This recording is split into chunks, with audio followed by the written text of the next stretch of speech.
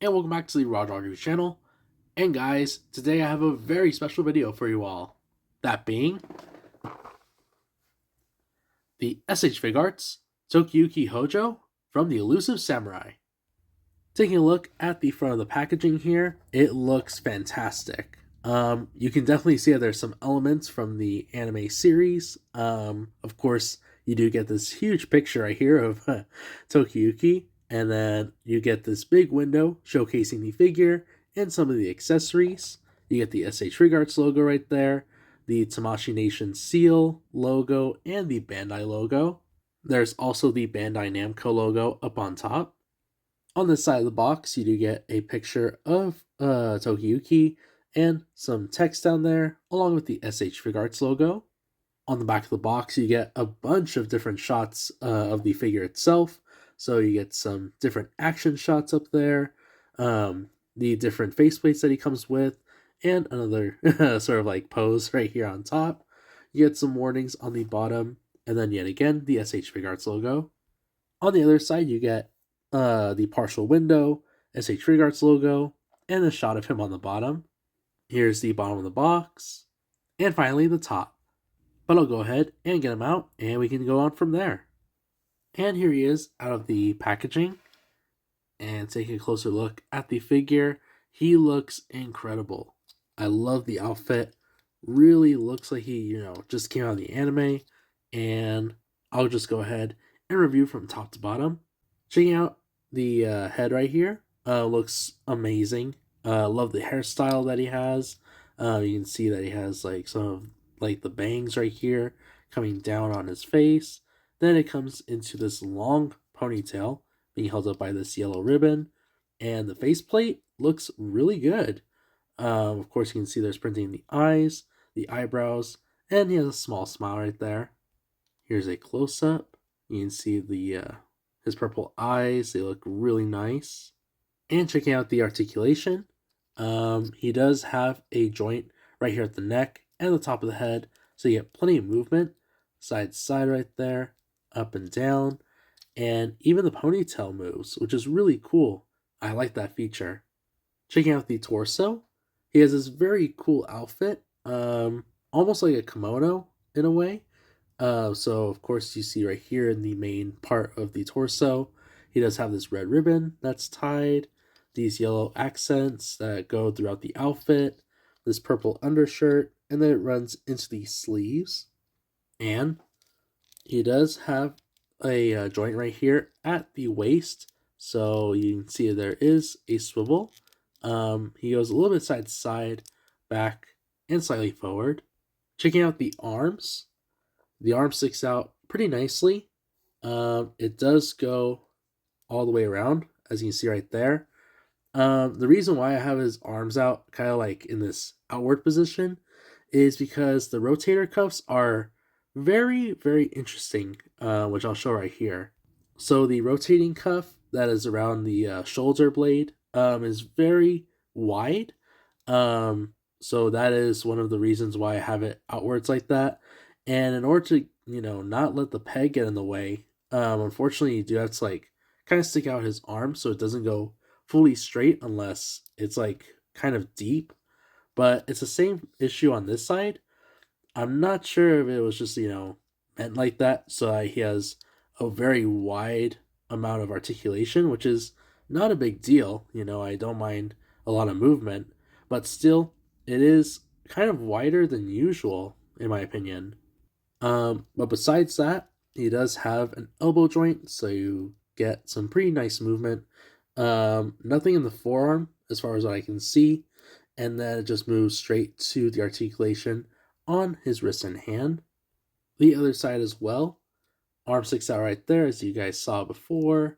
Does move around fairly nicely, but again, like I had stated, the rotator cuff is very, very wide in its range. So yeah, like you saw right there, if it's too low, it looks kind of awkward, so you have to like reposition it, but it works. And then moving on to the elbow, you saw right there, he does have an elbow joint, and then it moves straight away to the wrist and at the hand as far as the articulation. And checking out the waist, of course he does have like this sort of like wrap. It's in this red color, goes around his waist and it's tied in the front, and then it continues throughout the outfit right there. So it's very nice. Checking out the legs, he does go almost into a full-on split. Sitting down wise is a little bit minimal. Doesn't really get too far. And then of course his legs go back a little bit right there. And like you may have seen already, I feel like this is a very interesting addition to the figure itself. But it's these two pieces that are around his thighs. So it's like an additional, sort of layer to the pant. And of course, it does, sort of cuff around like the knee area. So when you're trying to rotate his actual thigh, it makes it kind of difficult to do so. These pieces are just there as like an accent, I'm guessing. So right here, you kind of have to line it up when it comes to the knee joints, as you see right there. So it does make it kind of hard to maneuver this figure in any sort of way. So not even a kneeling position, he can't really go into that. I tried maneuvering the thigh even higher than usual, and still, he can't go into a kneeling position like that. And it's just due to this bigger piece on the sort of like knee area, so that knee joint doesn't really function as it's intended. And lastly, looking at his feet, of course he does have these sandals right here, and the toe joints do move up and down.